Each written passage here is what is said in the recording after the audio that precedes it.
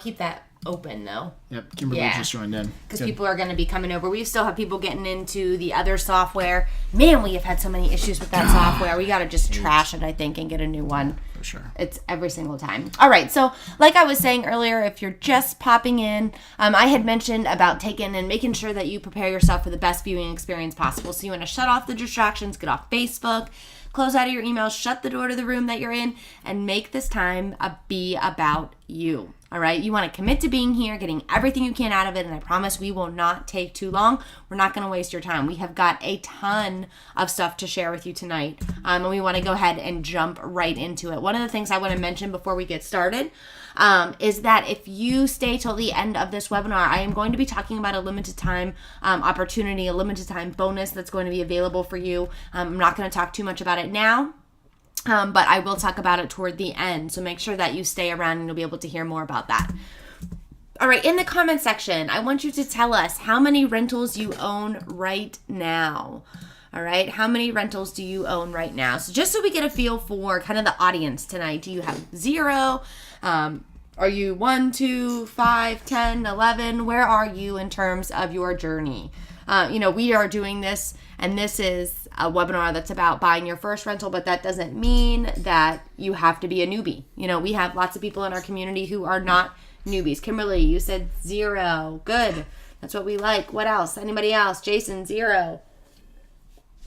Awesome. You guys are in the right place then. David, 0. Yes. Right, you guys are in the right place, and hopefully you'll leave here tonight, and I know that you'll leave here tonight with a little bit better of an idea of maybe where you need to start. And tips and things that you need to, keep in mind whenever you're just getting started. So one of the things I want to mention is that, if you are wondering if you're in the right place tonight, you are if you've been thinking about rental property as a possible avenue for you to reach your financial goals, but you've had no idea where to start, right? So it's a crazy path that you can go on, and there's a ton of different avenues for you to go when it comes to investing in rental property, and you just have no idea where to start, then you're in the right place. If you're tired of putting money into the stock market and are wanting more control over the return on your money, then rental property can definitely be an answer to that issue, right? Because rental property is tangible. Rental property is now, if you take this investing avenue, it's in your control. All right, you also are in the right place if you feel like you have no time, which we totally understand. If we could clone ourselves, it would be amazing, the sorts of things that we could get done. But if you're busy with your job and your family, you can't find the time to spend hours upon hours researching the different aspects of investing in rental property, then you are in the right place. And I want to know what's been holding you back. So before we move on, we have a good idea of where everybody is that's here tonight in terms of how many properties you own. But where are you in terms of what has been the thing that has stopped you or held you back from buying that first property or taking, going down this investing route? All right, let us know in the comments section. I want to see those fears. I know credit and funding, David, absolutely. Those are popular ones among a lot of people who are just getting started. We hear a lot of different reasons and fears and excuses and things like that in our community. So it's just interesting to kind of get a feel for, where all of you are in terms of what that biggest fear is. Same as David, Kimberly said, that's same as a lot of people, I can tell you. Trying to find funding and which strategy to use, absolutely. There's so many different strategies that are out there. And what I've seen in just talking to a lot of people, one of the biggest investing fears that's out there is the fear of losing money, right? There are all sorts of barriers that can come up, whether it's credit, whether it's finding funding, whatever it is, right? But at the end of the day, a lot of us have a fear of making a bad deal. I mean, I always have a little bit of a pit in my stomach whenever we buy a property. But then, I suppress that because I look at the analysis and I look at the numbers, and numbers don't lie, right? If you know how to analyze a property and you know how to run the numbers, unless something crazy happens, if you buy it right, you shouldn't really lose money. And so it really comes down to knowing what you're doing. And that goes with this quote from Warren Buffett. Risk comes from not knowing what you're doing, right? Anytime you're going to invest, it doesn't matter what avenue you're going to go, property, flipping, wholesaling, stock market, bonds, whatever it is, right? There's going to be a certain element of risk that's involved with it. And so, the reality is with real estate and rental property, you are now becoming the one who's in control of the outcome of this investment.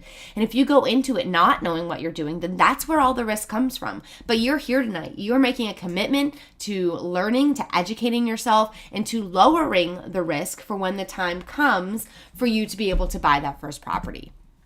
And I want to let you know that why we're here, and specifically me, why I'm here. 4 years ago, I was totally in your shoes. So everybody here that's like zero properties, like I was there in your shoes. Kirk came to me and he grew up in financing and investing in real estate and all of that stuff. And he said he wanted to try this investing thing. And I really agreed because the property that we were looking at needed some work, and I was just excited about redesigning it, right? So that was his way of getting me kind of in. I didn't even know what an ROI, return on investment, was. We used to fight over it back in the day because I just couldn't wrap my head around the concept of it. So I was not in it for the investment aspect. I got in it because I was excited to redesign a property. And I originally got into it thinking we would get one and that would be it. We'd be done. Okay, we tried this out. Cool. It was neat. Awesome. Okay, next thing. And I'll be honest, it was a lot of work. When we bought the property, we were both working full-time jobs. I was in grad school, and then Kirk had his website business that he does solely now, his options trading business. He was starting that and building it. So we were super busy. Thank God we started this before kids because we didn't have kids at the time. But we were super, super busy. And the property was 40 minutes away from where we lived, right? And so it's not like we could just pop over there for a half hour or an hour in the evening. It was a trek out and a trek back. I mean, it was a commitment to go there. So we spent many weekends and evenings at the property putting in sweat equity because, again, it was an REO property, so it needed some work. And so here are some pictures you can see. On the left, that's me, obviously, with the shop vac. We ripped up the flooring. There were some holes in the wall, some issues with the door. We put in all new flooring throughout the whole thing.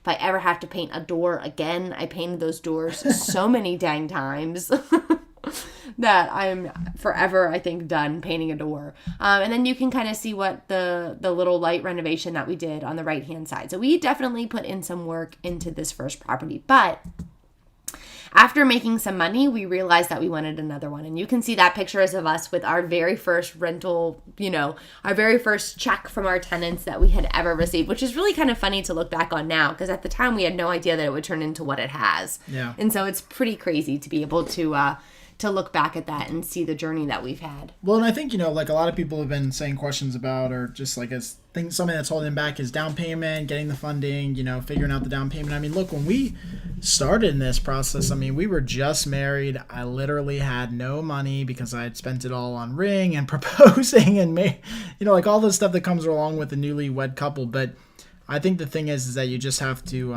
my soapbox on this is, one, if you want it bad enough, you'll save money for it, right? You'll cut expenses for it. And two, you'll get rid of things that you don't need. Like I can tell you guys from my experience in the mortgage industry and seeing so many people's loan applications come across my desk, you probably don't need the car that you have. Like I'm like, that to me is like the number one thing that people can probably get rid of. Like get rid of your car payment, get rid of that nice car you have, and drive a clunker for a little bit so that you can save up a ton of money. Sell some crap in your house, get a part-time freelancing job.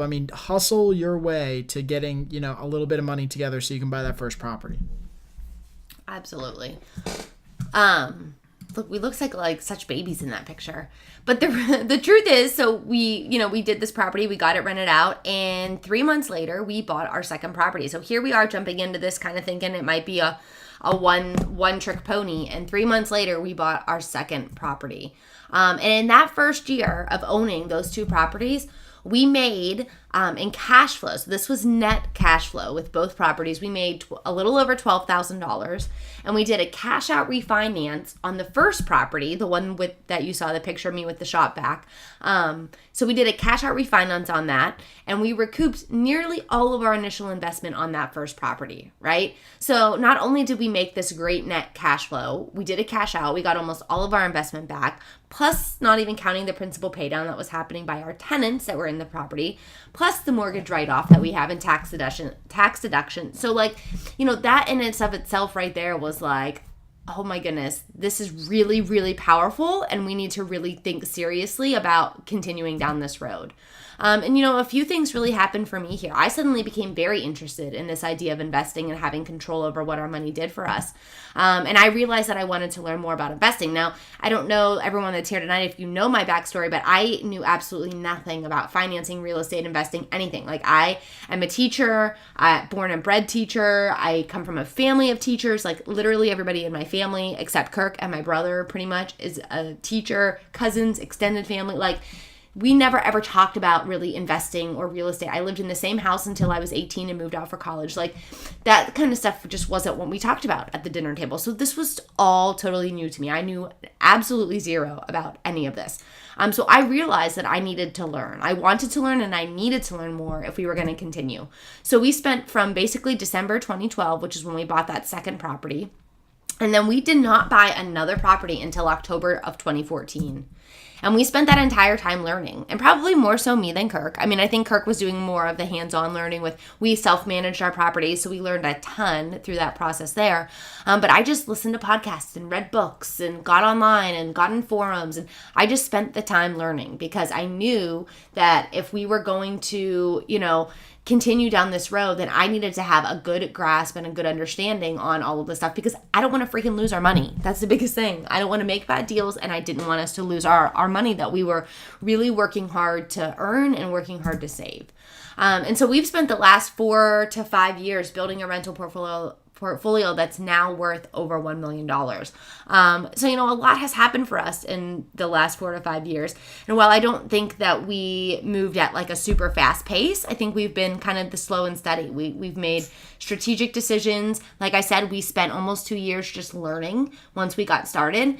And so, we've really put the time in, and I feel like all of a sudden stuff's just really like all of a sudden, boom. Here's what I can tell you guys too, and I truly mean this, like, a lot has happened to us in the last 5 years that I think would scare people into getting into rental property, but it's not that bad. Like, I tell people like all the time, we've had 2 water breaks and 2 properties flood. We've had properties broken into. We've had the police called. We've had tenant issues. We've had to evict somebody. Like, we've had the gamut of like everything that could possibly happen in a short time period on a property, except for maybe a house burning down. Oh, gosh, don't jinx us, please. No, but I'm saying, like, it's still not that bad. And most of the stuff we've done from far away, like, you just have to get your ducks in a row, and you got to have everything lined up. And it takes a little bit of effort, takes a little bit of work, but honestly, it's not that bad. And it's totally, totally worth it. It really is. It's 100% worth it. So what we want to do tonight is really talk about how to buy that first rental property. We want to share with you some secrets and some things that we really think you kind of need to know ahead of time before you jump into, going after that first rental property. So tonight we're going to be talking about gold. Our secrets are all around goal setting, financing, market research, analyzing, doing your due diligence, and then getting to closing. So some of the things that you're going to discover in this training tonight, you're going to find out why you must decide what type of investor you are before you begin, the importance of getting your financing in order first, why you should research the community you are planning to invest in, the importance of running the numbers accurately, how getting the investor's eye will keep money in your pocket, and then we're also going to be giving you some tips for making competitive offers. So those are the things that you're going to be getting out of this. And again, all situated around this idea of the process for buying the first rental property, because the reality is it's a process. It's once you do it and you get the hang of it, like, it actually becomes kind of boring in a sense. It's just rinse and repeat. Same thing, same process over and over and over again. But I want you just to imagine the feeling. Imagine the feeling of, coming home from a really crappy day at work, or, having just a, mountain of bills that you feel like you need to pay, and coming home to having a check in your mailbox, if you still would get it in the paper form, or direct deposit into your bank account, that your tenants are just sending you, and you're making cash flow on top of it, and it's paying down your principal on this property, on this investment, this asset that you have. Like, that feeling is awesome. And so I want you to imagine that tonight, because it's something that you can have. It's a feeling that we've had, and it's a feeling that we want you to have. So let's go ahead and jump into our first secret. And our first secret is you must decide what type of investor you are before you begin. This is really, really crucial, and I think a lot of people don't take the time to really think about what avenue they want to go down whenever they get started, because the reality is, even within the rental property investing niche, so there's so many different avenues in real estate investing, right? I think of real estate investing as like an umbrella, right? And you can, go wholesaling, or you can go flipping, or you can go tax liens or mobile home. Like, there's so many different ways that you can go. And even within the rental property niche, there's so many different ways that you can go. So if you don't actually sit down and take some time to self-reflect about where you want to go and what you want to do in terms of investing and what your goals are, you're going to find yourself probably getting lost, right? So there are a lot of questions that you need to ask yourself, and I'm going to give you a hint at some of those questions here in a minute. But you need to be thinking about where you want to go and what you want to get out of this. And if you're doing it with anyone, right? So if you have an investing partner, even if it's your spouse, right? Like Kirk and I, or if you're bringing a family member in, a lot of people who are just getting started on that first property bring a partner in to help because of the huge down payment, right?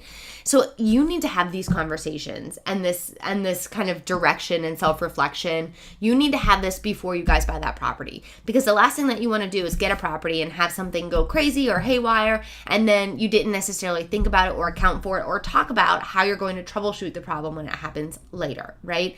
The reality is your time is valuable, and I don't want you to waste a ton of time. So you need to think about things like, do you want to invest locally, right? Are you somebody who's open to investing a little bit outside of where you live? Maybe you're interested in investing out of state. Heck, who knows? I have a ton of people that email me from like San Fran area, and they're like, I could never afford to invest here, so I have to look out of state, right? So you need to think about that. But I also have a buddy who invests within like 5 or 10 minutes from his house, and he won't look outside of that 5 or 10 minute radius because he doesn't want to deal with having to travel there and back, right? But that's something that you need to think about ahead of time. Where do you want to invest? Are you open to being kind of flexible, or are you like my friend who is going to be, steadfast and I want to invest where it's super close to my house so it's convenient, right? That's one of the things that you want to think about. Another big thing that you want to think about ahead of time is what type of return are you going to get on your investment? So that's that ROI number. You've got to think about what that is for you before you get started, because that is going to be your line in the sand for when it comes to analyzing property. And it's going to save you a ton of time, because the truth is, when you start analyzing deals, right, you learn how to analyze them, you're going to need something that's going to weed out one deal from another, right? And so this ROI number, this percentage for you can be that number, right? So maybe, you want a 15% ROI, right? That's your baseline. So if you run an analysis on a property and it's 12, forget it. Like, no way. You're not even going to waste your time. But if you run an analysis and it's a 20, right? You're like, heck yeah, I'm going to make the calls and go see this property and maybe put an offer in.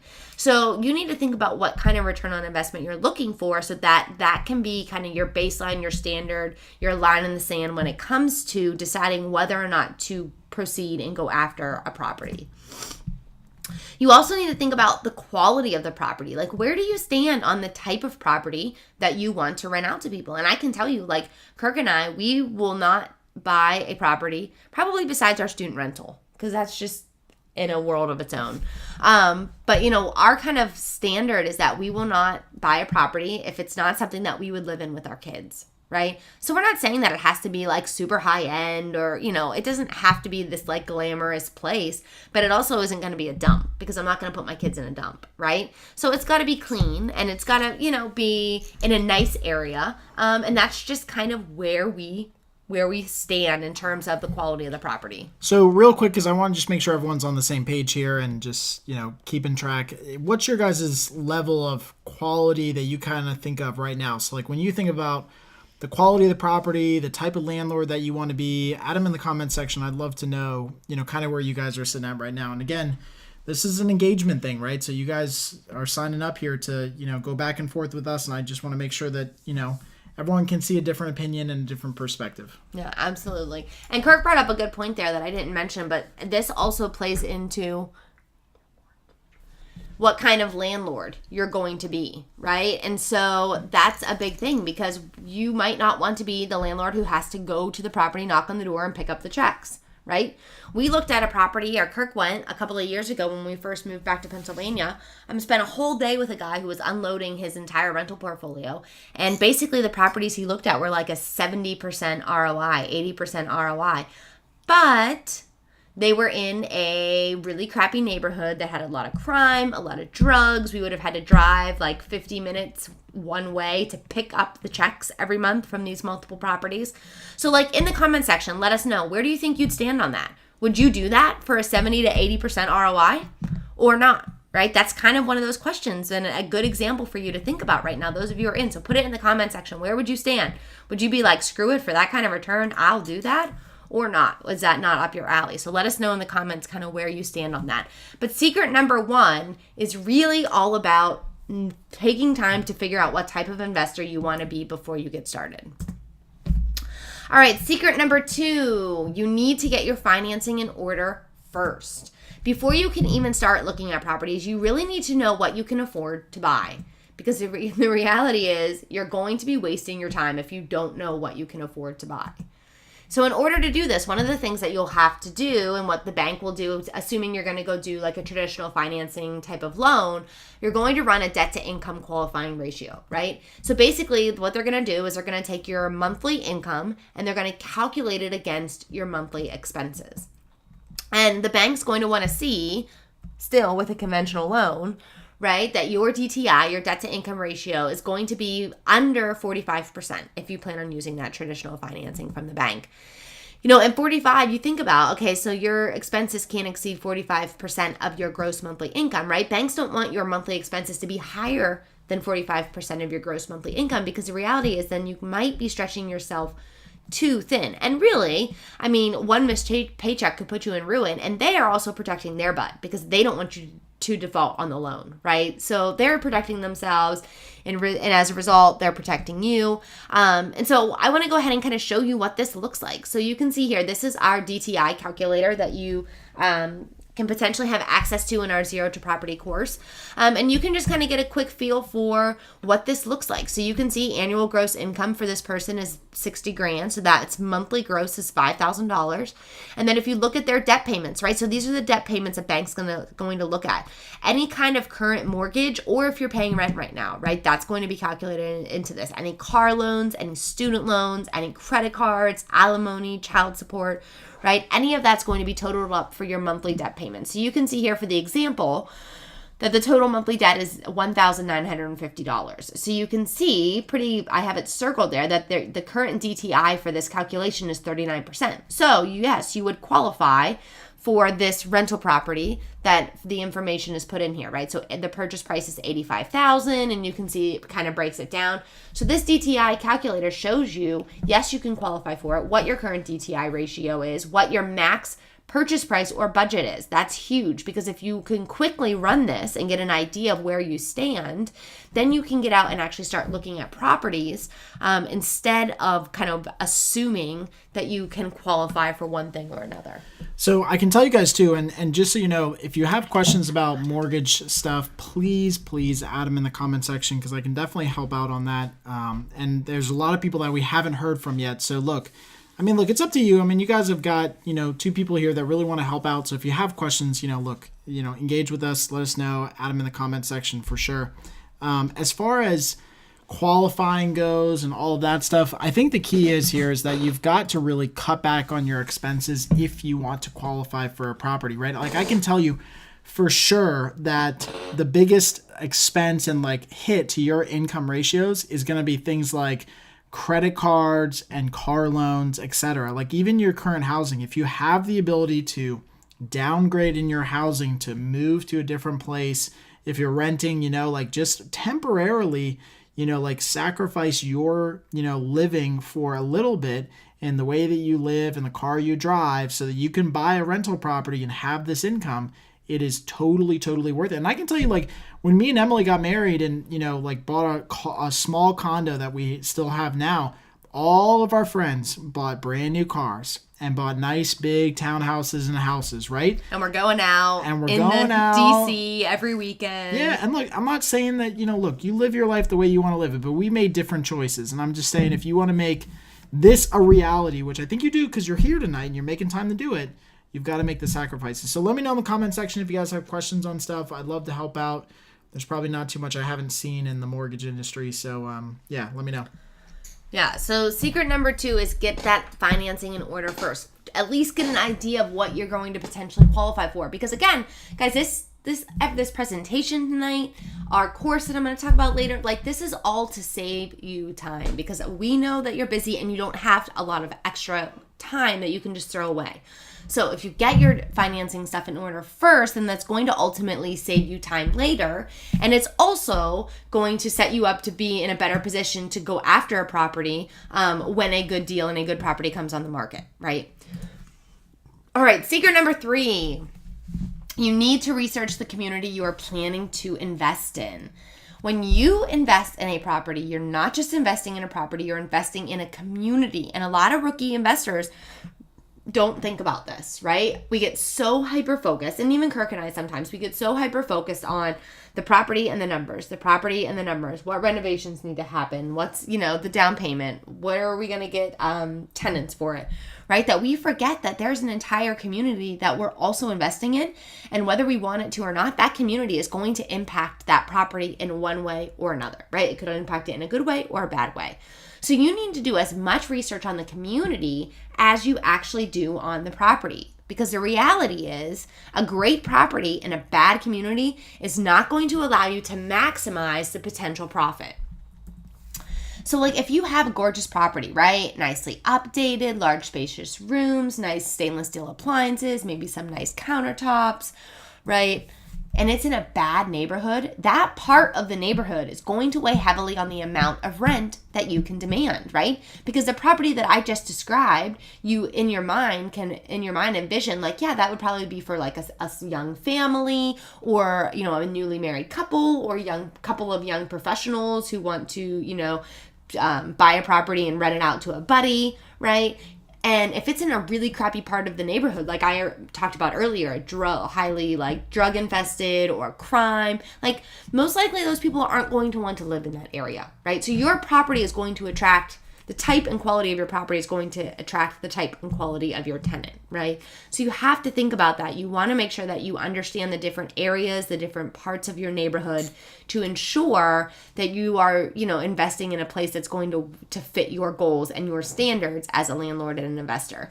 So being aware, another big thing is being aware of what properties can rent for in various neighborhoods is crucial to your profit margins, right?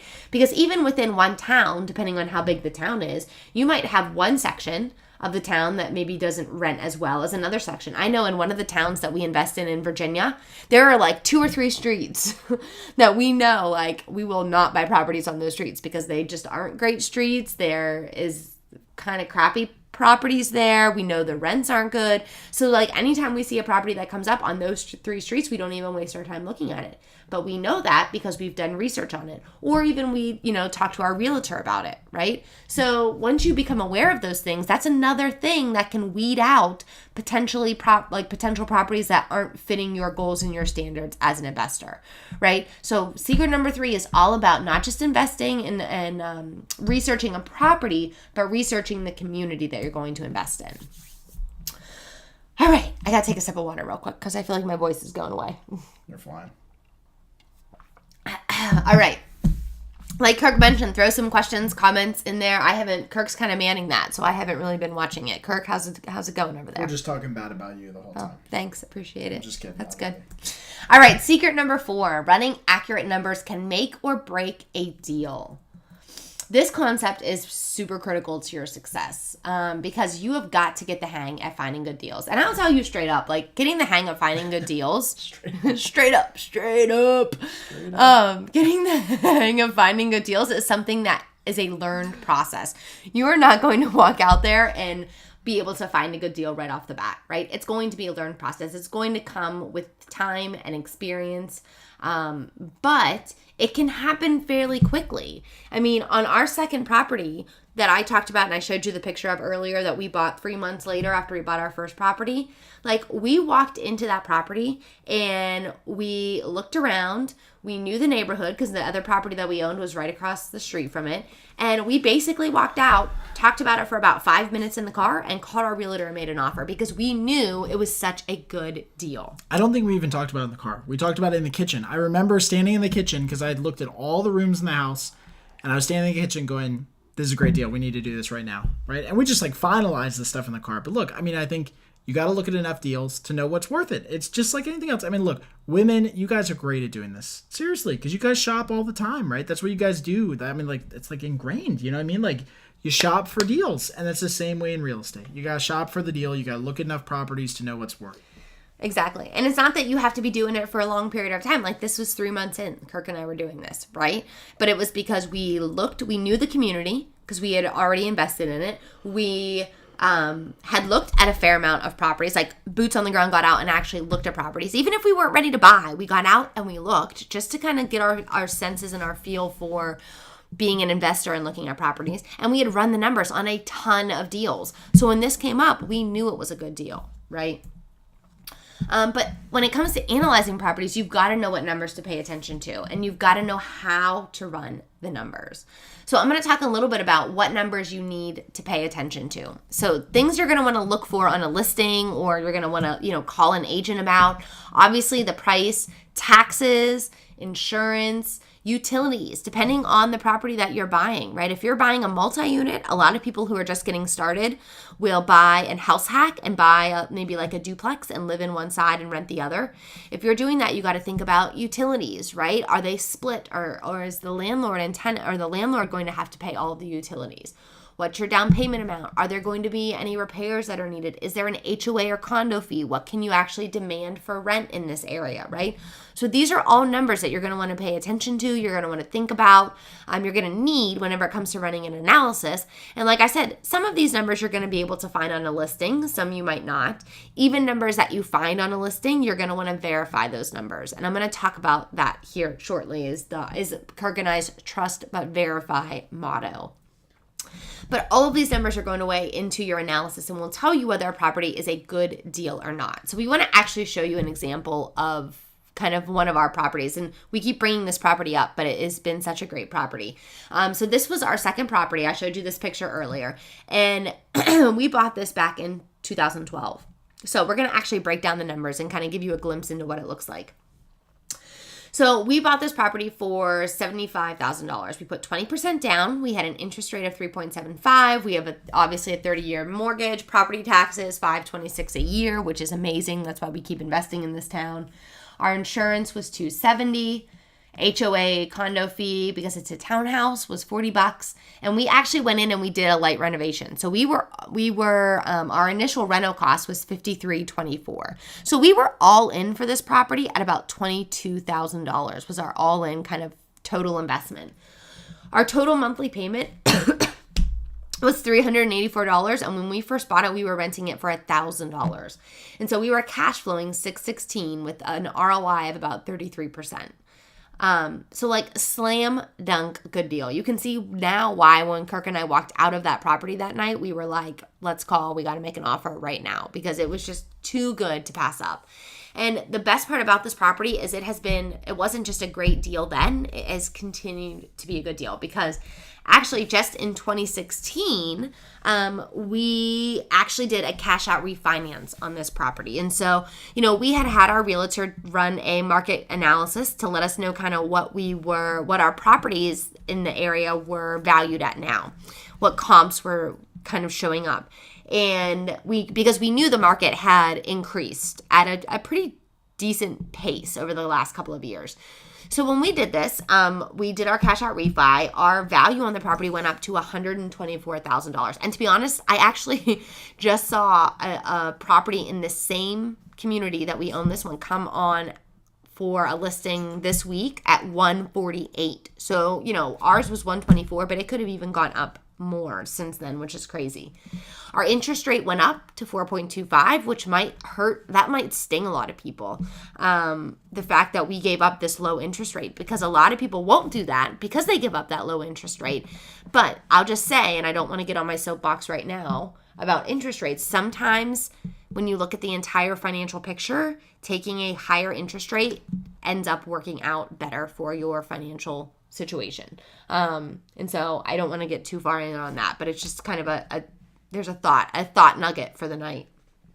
So our monthly payment went from $384 to $570. Our monthly rent actually dropped from $1,000 to $925. That's what we're currently renting it for.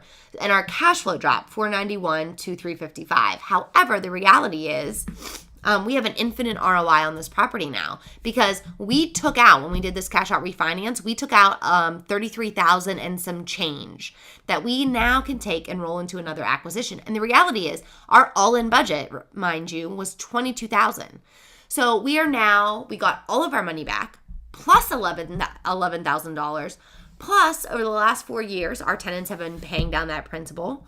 Plus, we've had the mortgage interest deduction, and right? Cash flow. And the cash flow. Yeah, how I forget about the cash flow. And the cash flow that we've had that's been, amazing at this property. So, this example doesn't show you the power that rental property and buying right, that the power that's in it, it's insane. It's incredible. Okay, so I was going to say something, and maybe I might be running away here with our kid up, but the thing that I realize about this property is when you buy a property right, there's so many things that you can do with it. Maybe just talk about the fact that there's so many things you can do with it. There's so many avenues. We dropped the rent because we needed to get it rented, and we wanted to keep it rented. Right, exactly. Yeah, I mean, our rent on this property fluctuated. Like I said, in the beginning it was $1,000. At one point we had it down to $875, and now it's been back up to $925.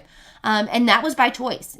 Kirk and I, after the first tenant moved out and had been rented for $1,000, we had it back up for $1,000 for a little while, not very long. I don't know, a couple of weeks, maybe even a month. And we decided, we make such a big margin on this. Screw letting this sit for another month or two. Let's drop the rent and get it rented, because making, some money is better than making no money on it, right? And even at $875, our cash flow was awesome, right? So, because we bought right, and because we made sure that there was enough spread in our numbers, it didn't kill us when we had to drop the rent. We didn't have to sit there and hold it at $1,000 and let it sit for 3 months before we got somebody in there, right? We were able to be flexible with the deal, which was super, super important, right? So secret number 4 is all about analyzing, right? And how important it is to learn how to analyze those numbers, because they will make or break a deal. And obviously in this case, they totally made this deal. So let us know what you think about that deal in the comment section. Kirk will be back down in a minute. He went up to take care of Anna. She's teething, and so it's every so often she's up screaming. All right, secret number 5. Getting the investor's eye will keep money in your pocket. All right, so inquiring about and looking at property is very different when you're an investor from an owner-occupant person. So you're going to go buy and live in it. You need to be asking for every number possible, and then you need to ask for proof of those numbers, right? So I alluded to this earlier when I said the trust but verify. I can't tell you. I think probably on every single listing that I've looked at, that then we have run a quick and dirty analysis to kind of see what the numbers are and then moved forward from that. I can tell you that there's always at least one number on a listing that's wrong. Always. Hands down, every time. So when I go to run an analysis, I'll run an analysis with whatever information I have from the listing. But then Lord knows that if it meets our ROI standard at all, then I am calling and I'm verifying, or I'm asking our realtor, to verify, get us documentation on this stuff, because the truth is, it's your money and it's your investment. You have every right to ask for copies of current leases and copies of utility bills, right? You can ask for that stuff. Can they say no? Yeah. I mean, I've had people say no to us before, and that always makes me kind of be a little fishy. Well, why wouldn't you want to share that stuff with me? If you are wanting to sell the property, why can't I see that stuff? But I ask for verification of taxes, right? I can tell you the town that we live in currently in Pennsylvania went through a major tax reassessment, like the first one in like 40 some years. And so all the taxes have changed. So pretty much every listing that has any kind of taxes listed on it is wrong because it didn't account for like the reassessment. So trust but verify. I can't tell you enough how important it is for you to ask for proof of the numbers. The other big thing is when you view a property, you need to start shifting your mindset. And you need to start forgetting about kind of paint and carpet, right? You need to pay attention to the big ticket items that are going to break the bank if they go wrong.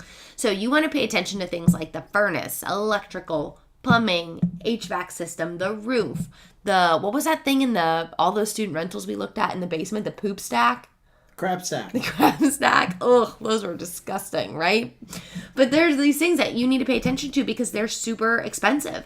And if you don't pay attention to those or account for those or save for those, when you buy the property and they go bad and they break, it's going to break the bank. And hopefully you have enough money saved or enough reserves, but it's totally going to eat into that. It's going to eat into the cash flow. So the quick tip on this end is, and why every time do I start talking does our daughter start like crying? Look, the quick tip on this end, and then I'm going to go get our daughter again, is to get a really good home inspector. Ask around who people use. Ask your realtor. Ask a couple realtors. Get a great home inspector and be at the inspection and ask a ton of questions. And that's the best way to do it. You're paying for the home inspection anyway. You might as well be there and learn from the guy because he's probably inspected a lot of properties. Yeah, that's a good tip. Yeah, I know when we first our first couple of properties, Kirk would just go and like follow him around and just ask questions, right? And so that's definitely something. And now when we go, Kirk knows exactly what to look for whenever we go and looking at these big ticket items, right? These things are his wheelhouse. This is what he looks at.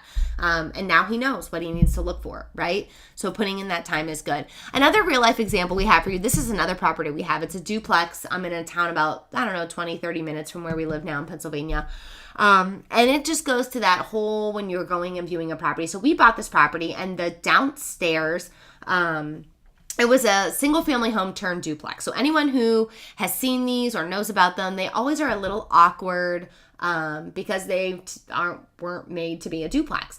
And we didn't really think much of it when we bought this property. But the downstairs was a little funky, right? So the picture that I have to the right here, this was like you walked into like the little living room and then there was a door to the left and it was this room with the fireplace. And then like over here, if you can see my mouse, like there's a doorway and that led to like another room that was kind of like a dining room. And then the kitchen kind of wrapped around back behind there. So like this room ends up being kind of like the bedroom, but it doesn't really look like it would be a bedroom, right? So like we didn't think much of it. But I'll tell you, like, don't overlook things like functionality of the space when buying a rental too. I wouldn't say that a functionality makes or breaks it, but I will say that like we had a little bit of trouble renting that downstairs unit. It took us a couple of months. And because our realtor said at the time I was pregnant and had like a month out from having Anna. So we had our realtor take care of this for us.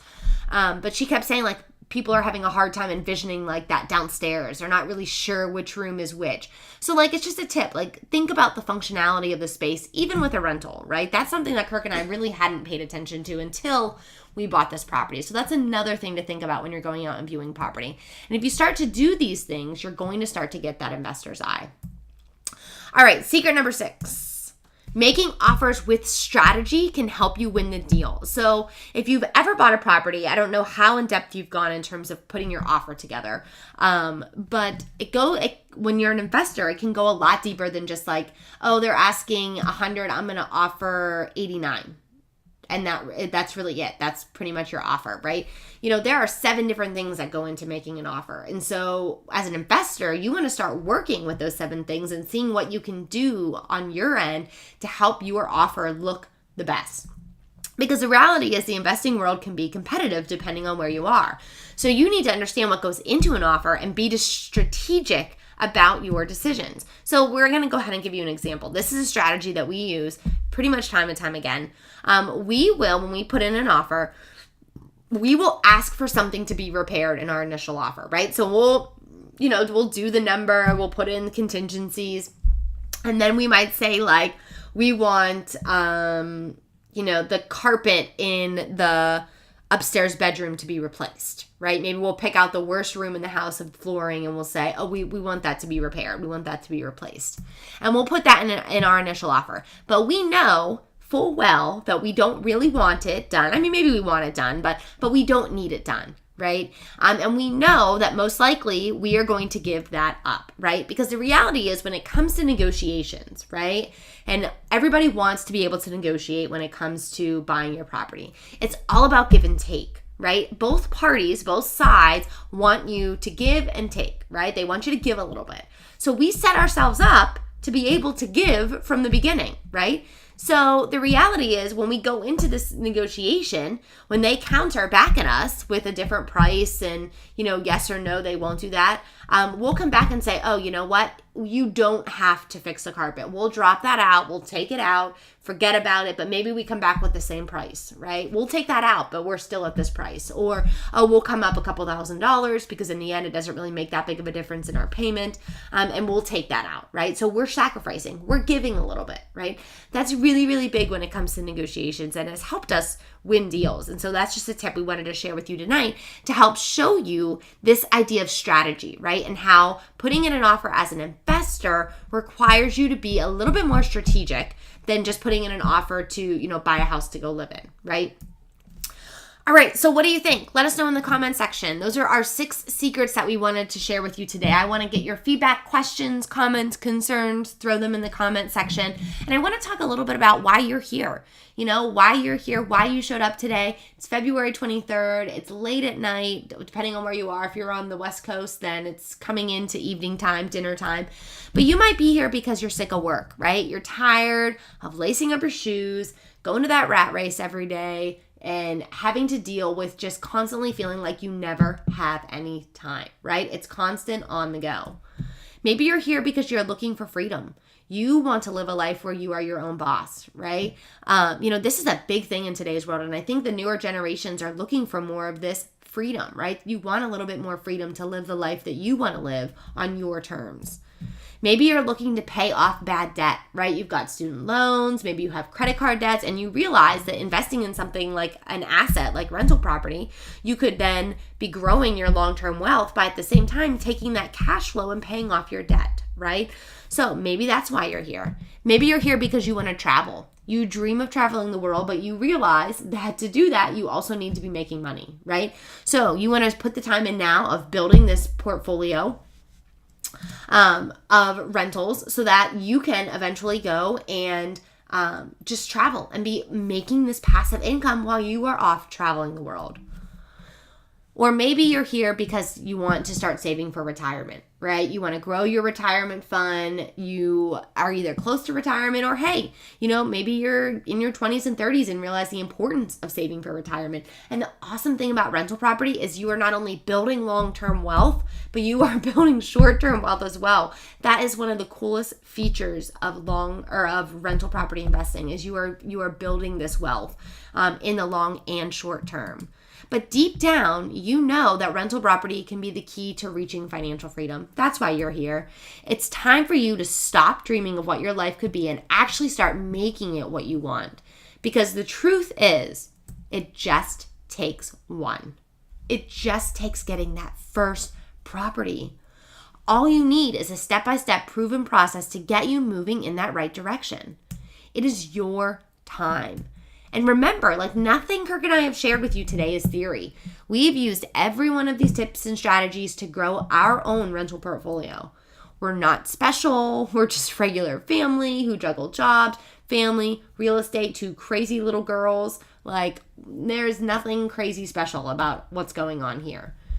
So, do you want to know how to buy your first rental property so you can experience the freedom and stability of passive income? Welcome to an introduction to Zero to Property.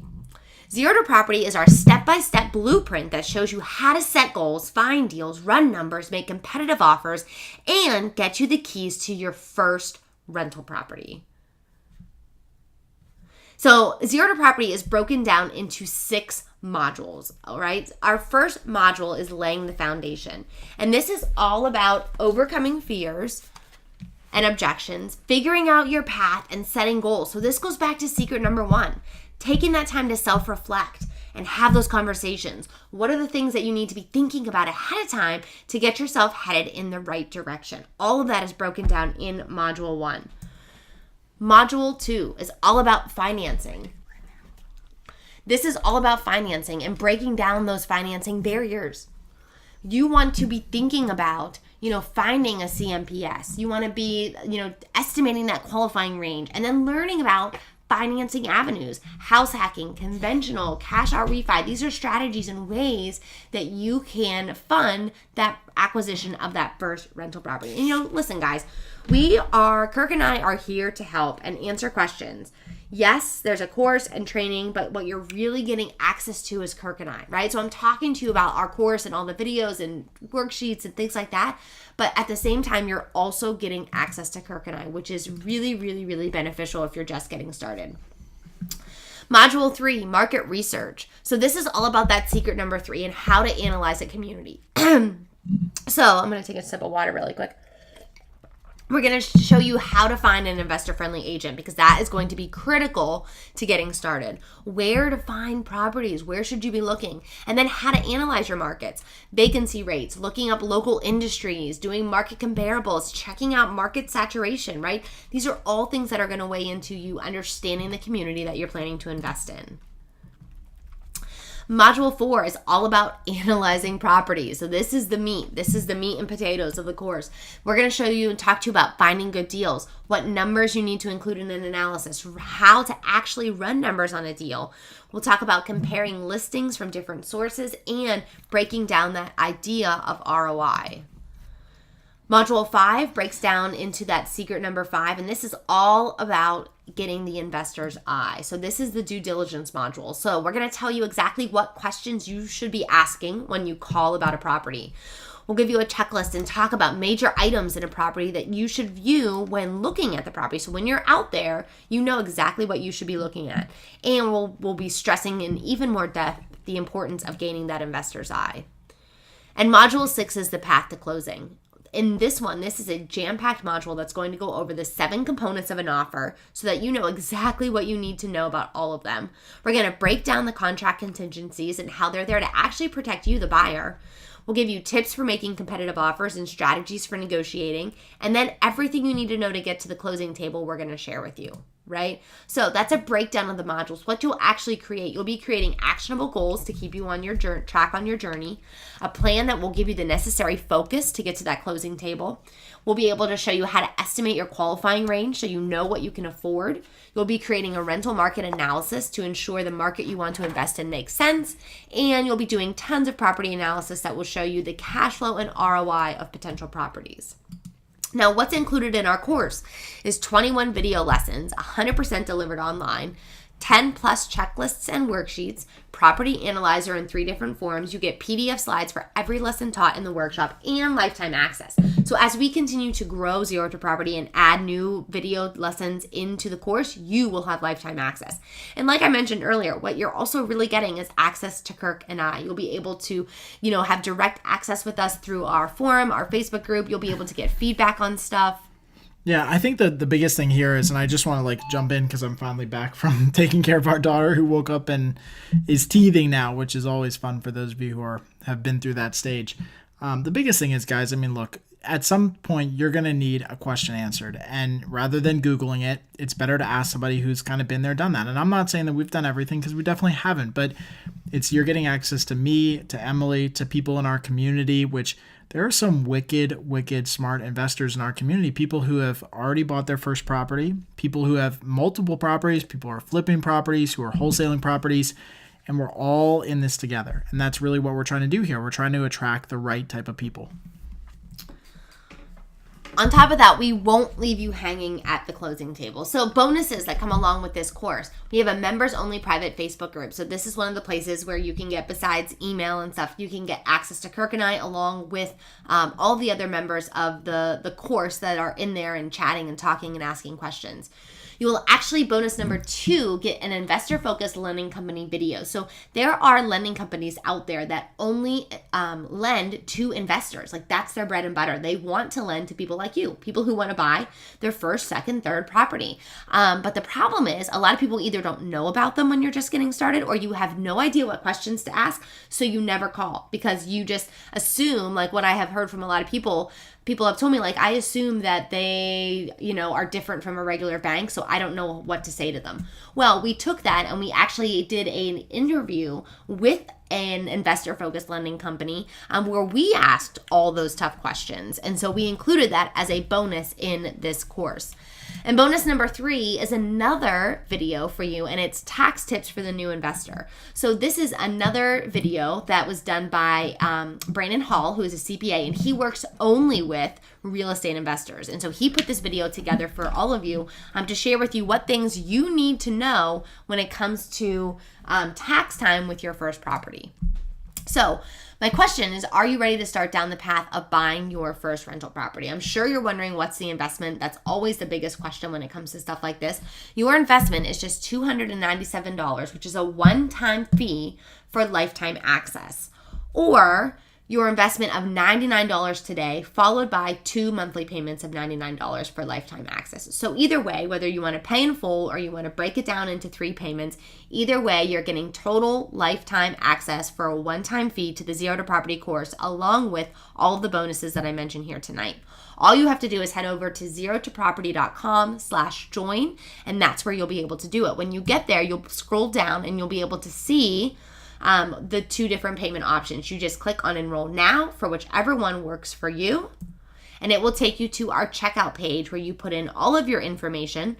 Once you do that, you will be taken to our login, our members dashboard. So this is where you will start to get access to all of the course material. You'll be able to get access to the course, some of the bonuses, some of the modules, and our all access pass, which basically is like a library of everything in this course that you have access to, right? Our 30-day guarantee. We know that our course offers you a proven, streamlined process to getting that first rental property, because the truth is, this is the process we use time and time and time and time. We're using it this week on looking at 3 different properties ourselves. We stand behind our course 100%. However, if you are unhappy for any reason, you can contact us within 30 days and you will receive your money back. Fast action bonus. I mentioned this at the beginning of this webinar tonight. If you are here tonight, then you are getting access to our fast action bonus because it is only available for 3 days. 3 days from now. So you are having access to get your questions answered and get your victories celebrated on a live Q&A call during the workshop. So if you sign up tonight, tomorrow, before Saturday night at midnight, then you will also get a bonus, which is a live Q&A that we'll have kind of midway through the workshop, where you can jump on and get all of your questions answered. Because the reality is, when you're doing an online course, you are going to have questions. And yes, you can put them in the Facebook group, or you can email Kirk and I directly. Sometimes it's awesome to be able to just jump on a call with everybody and person to person and just chat and be able to talk about what's going on. And so if you join now, you're going to get this fast action bonus, which is a live Q&A call. So your total package for tonight would be your full Zero to Property workshop, your videos, worksheets, spreadsheets, bonus number 1, which is the private Facebook group, bonus number 2, the real estate investing lending video, bonus number 3, the tax tips for rentals, and bonus number 4 is that live Q&A call. So again, your total investment is just $297, or 3 payments of $99 for that one-time fee. So again, you can head on over to zerotoproperty.com/join. And I actually had a gal message me or email me after one of these live webinars when I asked, what pushed you over the edge, what made you decide to commit. And, she said something to me that I thought was really smart. She said, I feel like I probably could make a bigger mistake and a more costly mistake going by this myself than spending the $297 to really learn a proven process. She's like, I would probably spend and waste a lot more money along the way going and not knowing what I'm doing, rather than just pay the money right now and learn it the right way, which I thought there was a lot of truth to that. So, you might be thinking, like, I don't have the time for a course. Like, my life is already so busy. But again, the truth is we made this course thinking of you specifically. You who feels like you don't have time. We got rid of all the hype, all the fluff, all the crap. Like, this is a to the bones. What do you need to know to get that first rental property, right? That is what this course is all about. It is made for the person who feels like they don't have the time. And it's made for the person who feels like they don't know where to start. We start from the very beginning, talking about what type of investor you're going to be, what are your goals, what are the things you should be thinking about, and we move along the process in the order in which you should be doing things. After that, then we go straight to that financing stuff. Talk about how you get all that financing stuff together. Then we move to the realtor and the market. Like, we take you through the process sequentially and step by step so that you can build on this process each module. And I just wanted to share with you, we will help you become an investor. From our last course, we had a gal who, came into the course and she was house hacking and actually owned a property, but she was having a ton of issues getting her second unit rented. And so we talked a lot back and forth about stuff, and we encouraged her to use Facebook ads to market her property, because you can do hyper-targeted, hyper-focused targeting for people who you specifically are looking to, rent to or in your area. And she even said, once we talked about that and I did a video and showed her how to go about doing it, she got all these likes and promising phone call, and within a month she had her first lease signed and she was officially a real estate investor. So that was super, super cool to see. I loved hearing that story because we really are here to help, and we really invite you to start here. Start here where, we can help you along in this process, because that's what we want to do. We're passionate about helping people do this because it has been life-changing for us. And it truly is not as hard as people make it seem. It seems like it's this really big, intimidating thing, but if you really learn the process, it isn't as intimidating as it may seem. So I want to go ahead and jump on live Q&A. So questions, comments. I know Kirk he disappeared on me. I don't know if Anna got back up again. I know Kirk has been talking back and forth with all of you in the comments section, but if you want to throw in any questions, you can ask questions about the course. You can ask questions about our properties. You can ask questions about rental property generally. Where are you? What are your questions that you have? Go ahead and throw them into the comments section. We'll hang here as long as you guys have questions. I know we still have a handful of people in here, so we are here for you. Go ahead and throw those questions in. I'm going to get a little bit of water. Yeah, was this helpful tonight just to kind of go through some of the stuff? Hopefully it got the juices kind of flowing, I guess, in your brain, and gave you guys some good ideas and some good tips on things. I think that's really the key. Hopefully you guys join in. If you don't, that's fine too, and hopefully you walked away with a bunch of stuff that you can start applying and looking at and start thinking about. So look, we'd love to know what you guys think. Add them in the comment box. Still have a bunch of people in here, which is great, so just let us know if there's anything we can do to help you. Awesome. All right, so again, just a reminder, everything here that's in the total package. I'm going to come over to this one. All the things that you'll get if you enroll in the course. You can take a look at that. And again, we're here with live Q&A, so let us know how we can help. I know, I'll just start because I know some of the questions I always get when it comes to live Q&A is like, hey, Emily, how long is this course going to take? How much time am I going to have to commit? That's always a super, super big question. And I can tell you that it's a 6-module course. So we drip our modules out week by week because we don't want to overwhelm you, because we realize that you don't have a lot of time. And so each week a new module is released, and you'll only be spending, there's anywhere from like 3, 4, 5, 6 videos in each module each week. And in there, I give you action steps and things that you can go and do to help streamline and help kind of speed up the process.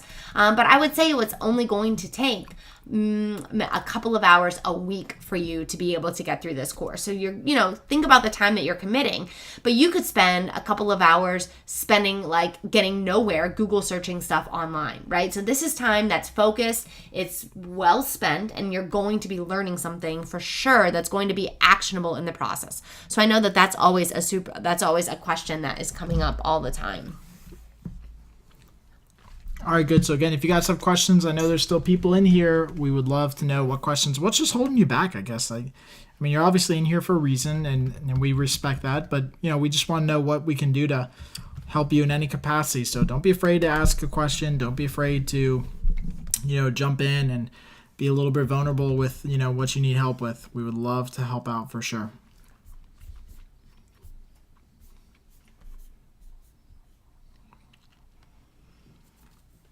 Oh, another big question that I always get is why would I pay for this when I can get all this stuff online for free, right? That's always a big question that comes out. And the reality is that there are a lot of great resources out there for free. I mean, definitely. We give on Rental Rookie, we give a ton of stuff away for free.